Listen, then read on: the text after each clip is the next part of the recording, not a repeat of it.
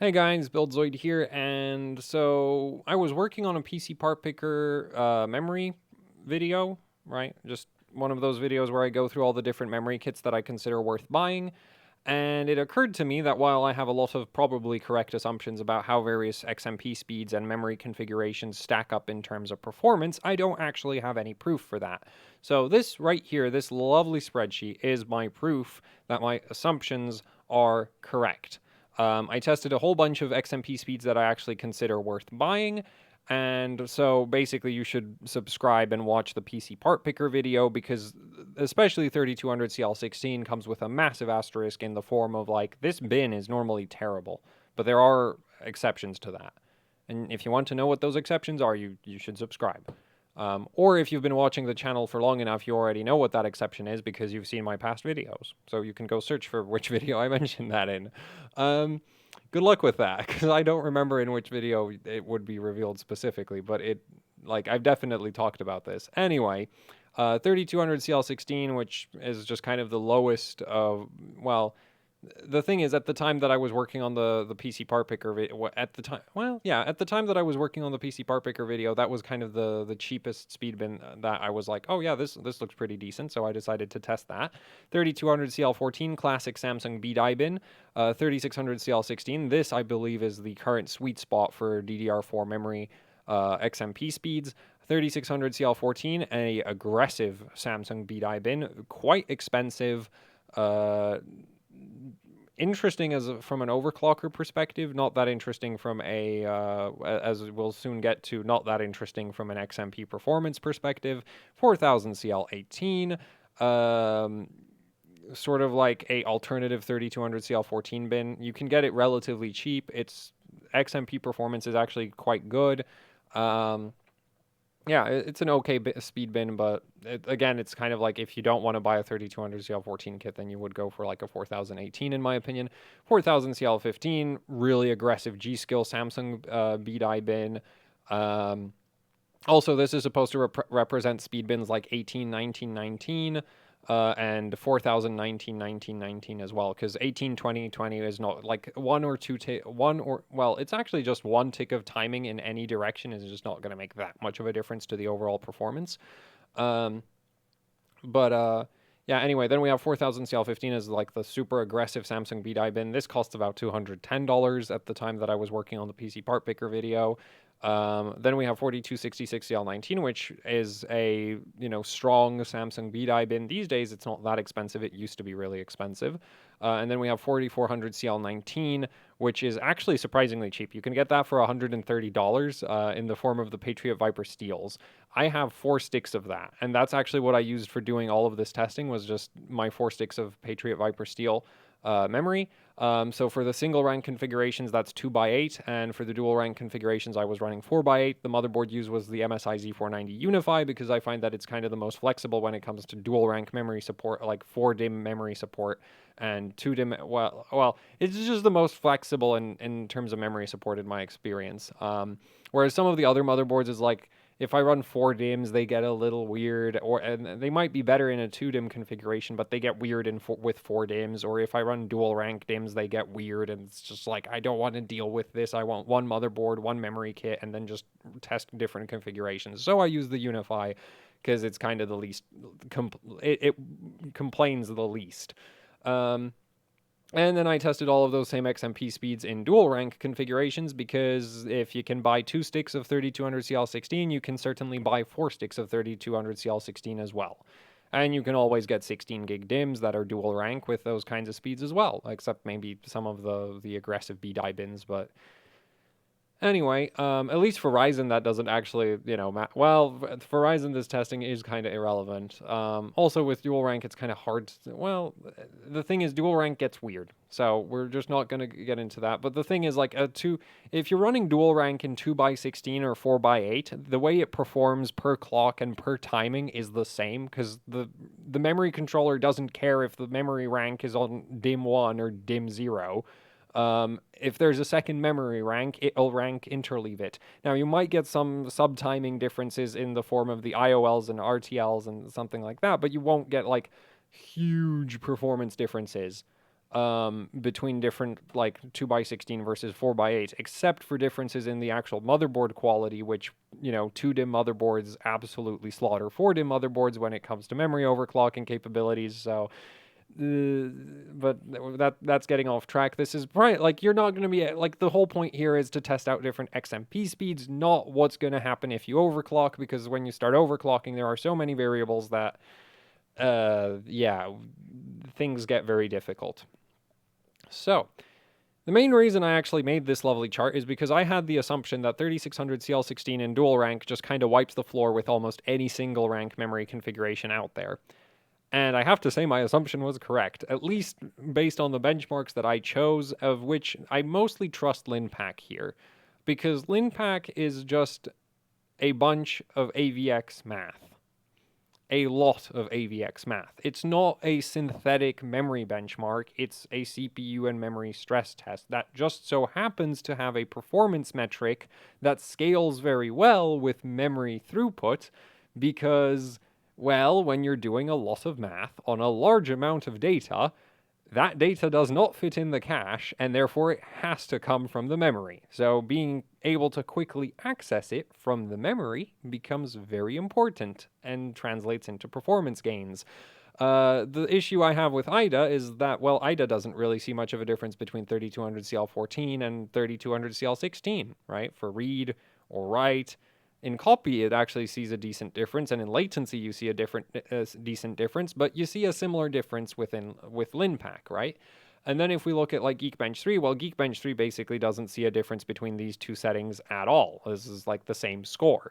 There's 200, like this is a 1,000 point, what is that? Like 200 points on a 6,000 point score. I don't know what percentage that is, but it's not a big one, because 10% would be 600 points, right? That's like 3% performance difference there. Whereas this, we're looking at a 20-point difference, which is more like 5%, which is a bigger difference than what you're seeing in Geekbench 3, right? So this is more sensitive to timing differences than Geekbench 3. IDA latency is actually similar, like seems to be, yeah, about the similar level of sensitivity as Linpack for that, and copy test seems to be about similar, but read and write isn't. Read and write barely registers that anything changed. But then you also look at like IDA well, actually the highest IDA like copy score is right down here, so that correlates nicely with the best Linpack score. So one thing I'm concerned with my choice of benchmarks is that I might have chosen a set of benchmarks that is very specifically throughput memory, like tests primarily memory throughput, not necessarily memory latency.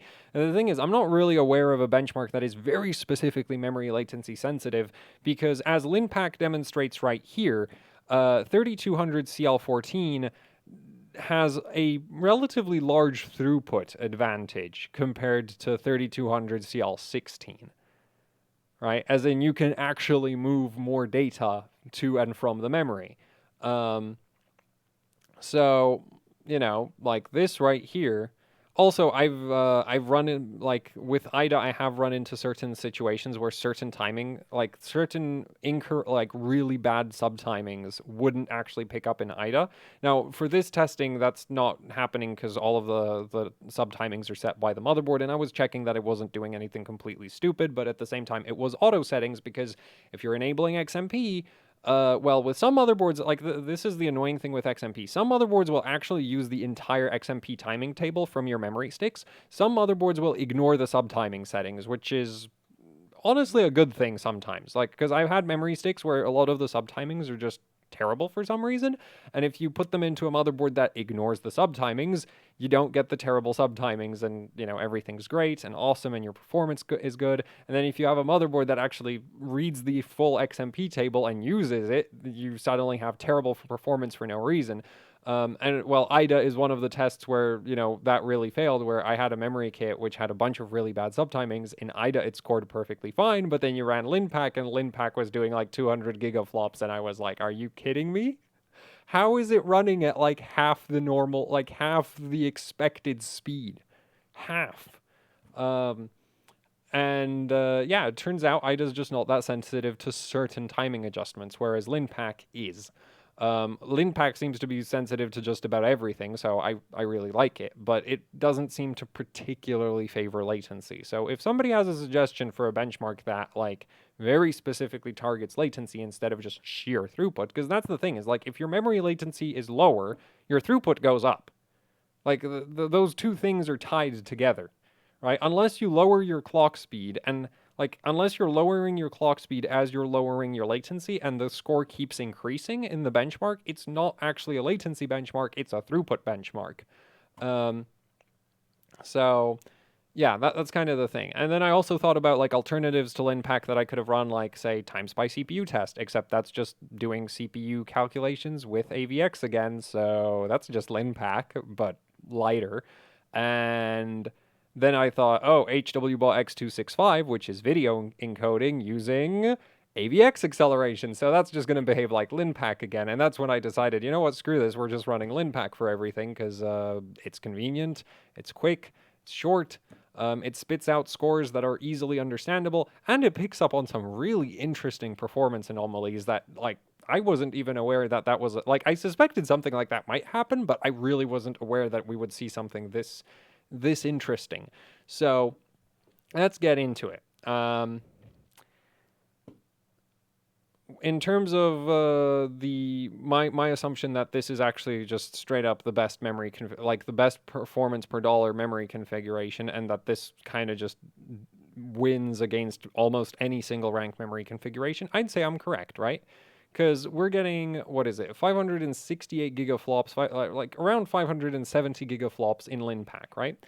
For single rank configurations that get close to that score, we've got 4400 CL19 and 4000 CL15. Those are the only two single rank memory configurations that approach the 3600. Oh wait, well, these are about the same. Like that's the interesting thing, I guess. Oh yeah, so that's the Linpack is a throughput test where like the latency went down a lot, but Linpack doesn't really care that much. And I mean Geekbench also doesn't care, and then IDA doesn't IDA doesn't also care either that much, except for the latency score right there. So yeah. Anyway, so, 3600 CL16 is about the same as, like, on dual rank, is about the same as 4400 CL19 single rank, or 4000 CL15 single rank. Now, interesting performance anomaly, 4266 CL19 single rank is slower than 4000 CL15, and about the same speed as 4000 CL18. And the reason for this is at 4266, the IOL subtiming, which is like way down in the memory timings. There's tons and tons of memory timings. There's one called IOL, and it stands for IO latency. And it's basically like, as far as I'm concerned, like I get the like idea behind the timing, but as far as I'm concerned, it's basically magic. And if the motherboard sets it incorrectly, like that's that. It's set incorrectly, and well, if the motherboard decides to set it loose, that's that. It has to be loose. I've never successfully tightened up IO latency without just either not booting or having no stability. Like, it's just one of those timings that is just like, I don't know how you're supposed to adjust this. And every time I tried, it just made things worse. But anyway, so what happens with the Unify, and in fact, I was honestly expecting to run into this problem right here as soon as I went past the 3600 megahertz mark, but it really depends on the motherboards. Like some motherboards will have IOL timing problems above 3600, some of them will have IOL timing problems above 4000, some of them might even do decent IOLs all the way up to like 4400, but that's generally not been my experience.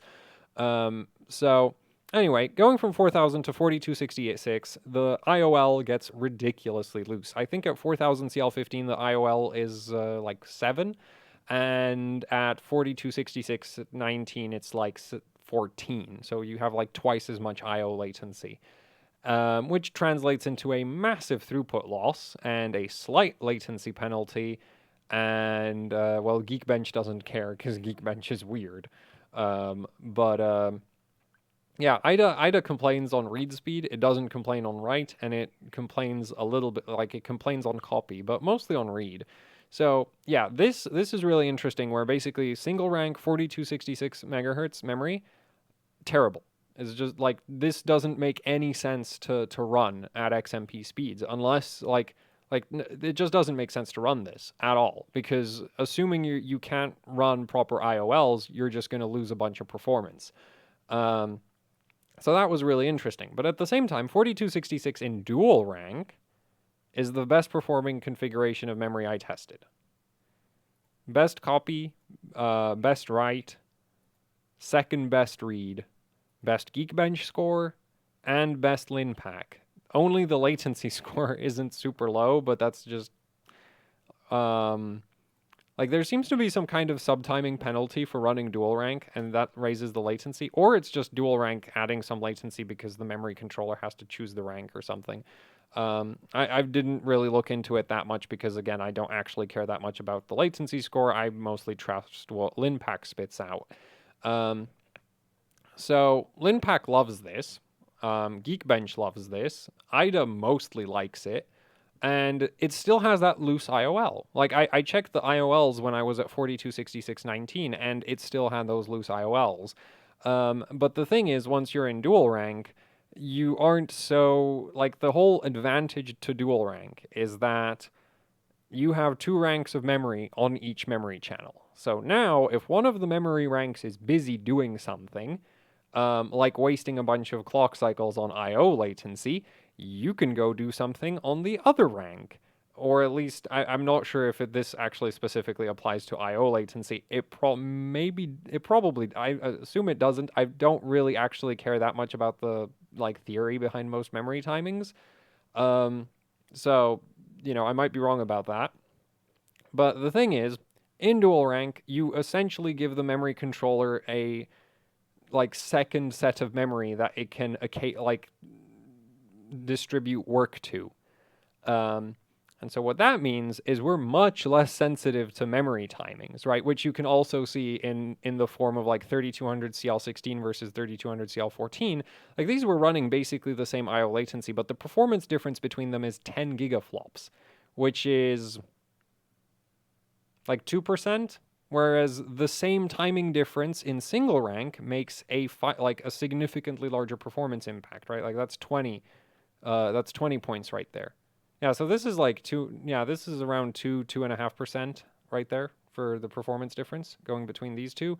And then in single rank, that performance gap is much larger because in single rank, you don't have a second rank that you can just conveniently go to when the first rank is busy.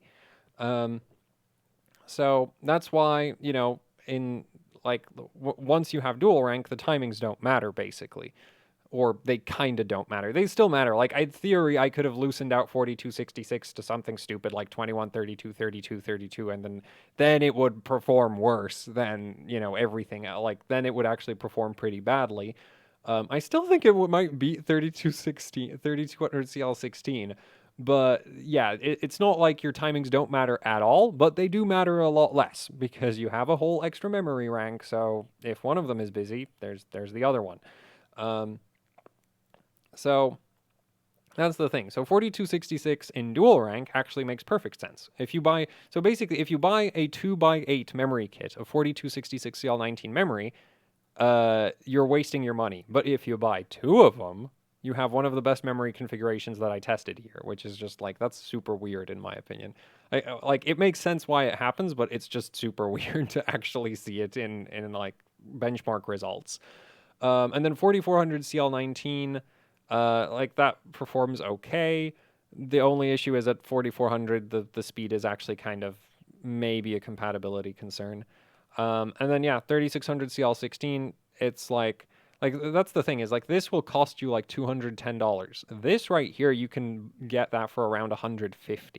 So for $150, you can have 32 gigs of RAM with better throughput than 16 gigs of RAM running 4000 CL15, which is just kind of like, I suspected that would happen, but that's, or roughly the same throughput as, 4000 CL15 but for less money, which is just like, oh, that's really cool. And also the 3600 CL16, like this 16, 18, 18 speed bin actually has a decent amount of overclocking headroom. So it's not like you're stuck with these numbers if you go for this. Admittedly, it doesn't have as much overclocking headroom as like 3200 CL14 or 3600 14 or 4018 or 4000, like all of these BDI bins, they have way more overclocking headroom than 3600 16 18 18.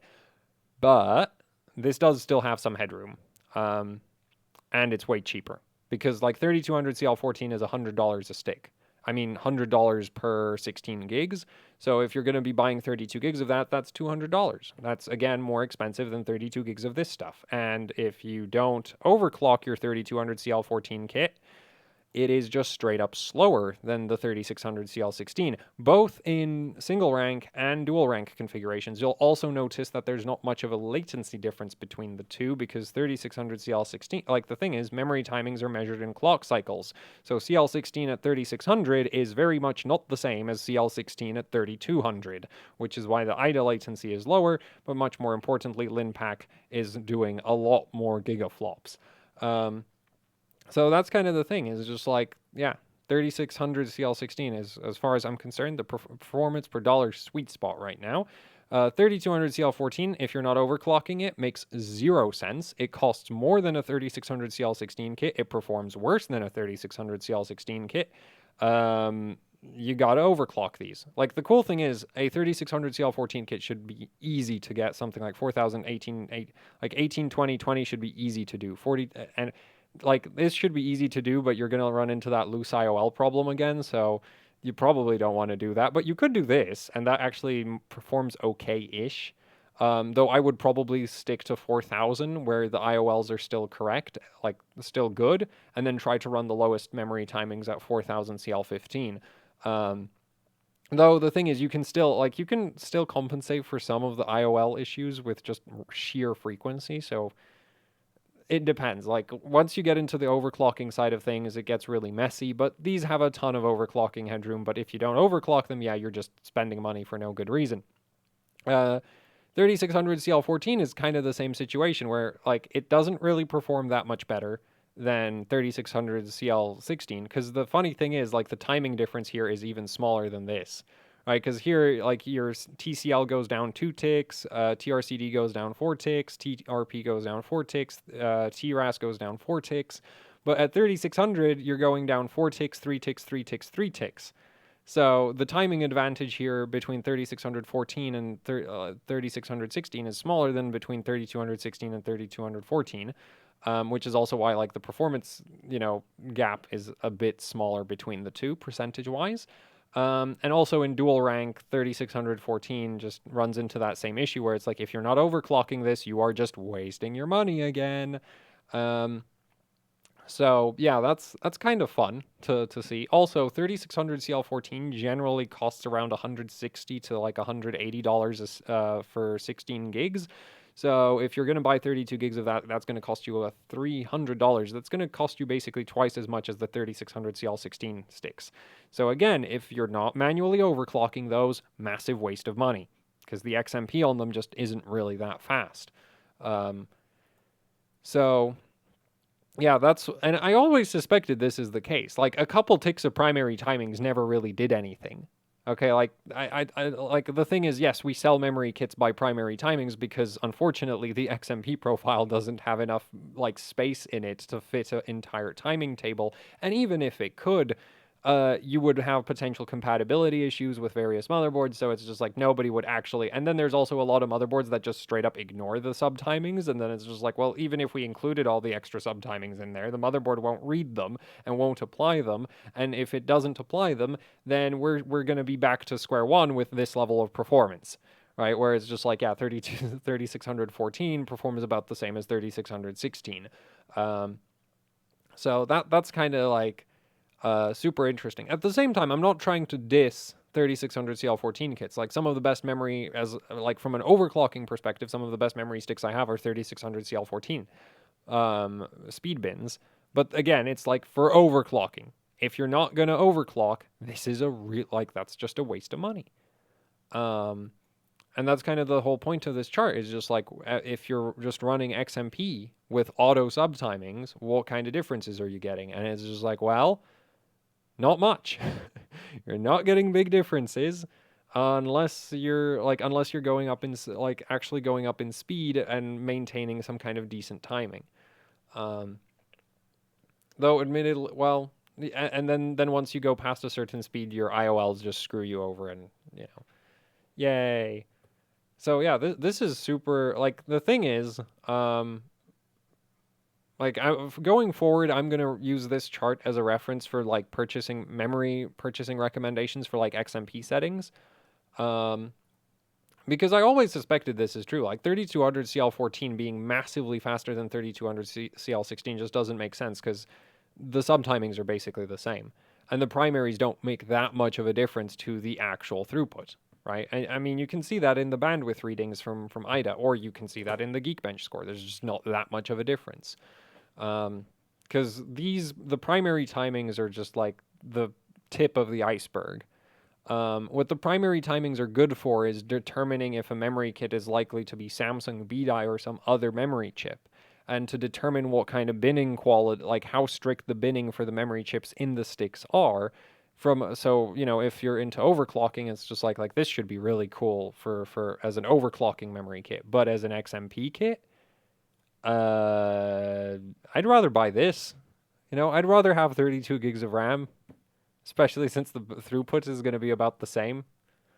Um, and then of course, well, I mean, I'm still an overclocker, so I could still overclock this, and I still save $50. So you could buy like a better heatsink, or a better motherboard, or a better GPU, or a bigger SSD, or like a better SSD, right? Like that's the thing, is just like anything you don't spend on your memory state, like it only makes sense to me to buy really expensive memory sticks once you've bought like the most expensive GPUs and the most expensive everything else. Though at the same time, you can get very solid memory overclocking performance out of relatively budget motherboards these days.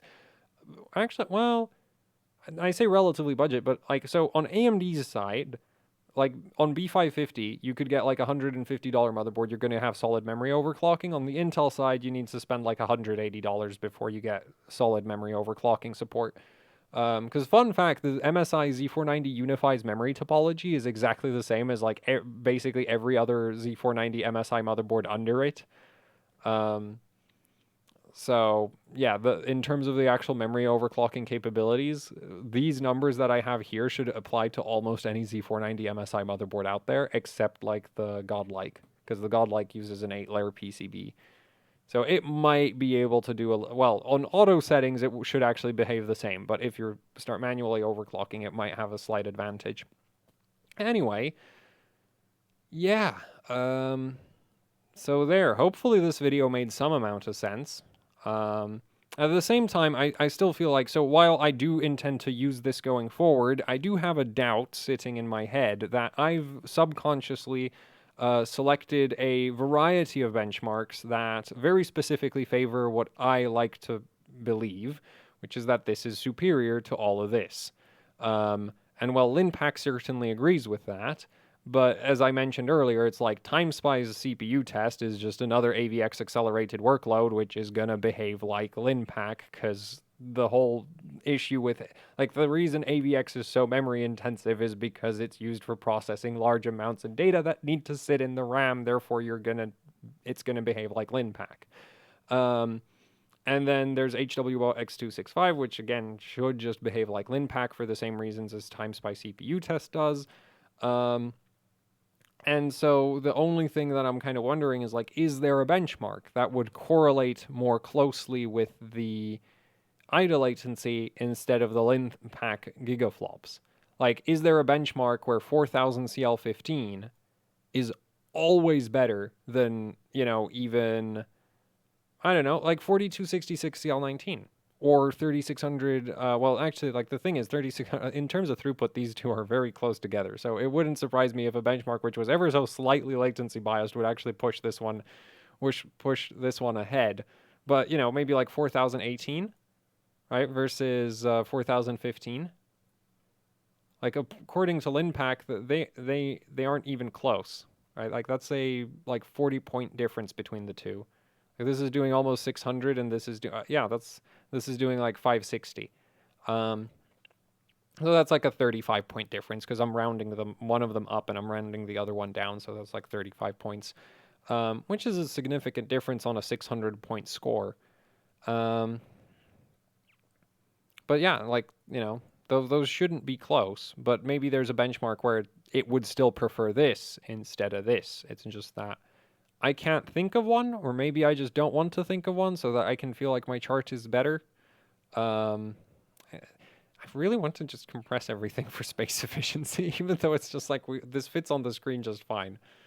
Anyway, well, now if I find now if somebody recommends a benchmark that's more latency dependent, then I have space. So I could add that to the charts. Anyway, and now the video is 30 minutes long. Congratulations, Buildzoid. This was supposed to be short. You're so good at this, aren't you? Except I'm sick and tired of trying to figure out what I want to and don't want to include in this video, so we will call this the final take, and thank you for watching, and like, share, subscribe, leave any comments, questions, suggestions down in the comment section below. If you'd like to support what I do here with actually hardcore overclocking, I have a Patreon. There's a link to that down in the description below. Other than that, there's also the HOC Teespring store where you can pick up shirts, stickers, posters, the usual YouTuber merch. There's a link in the description below for that as well. Both the Patreon and Teespring help out immensely with running the channel, so it would be much appreciated if you would check them out. And that's it for the video. So thanks for watching, and goodbye. There. Outro done. Bye-bye.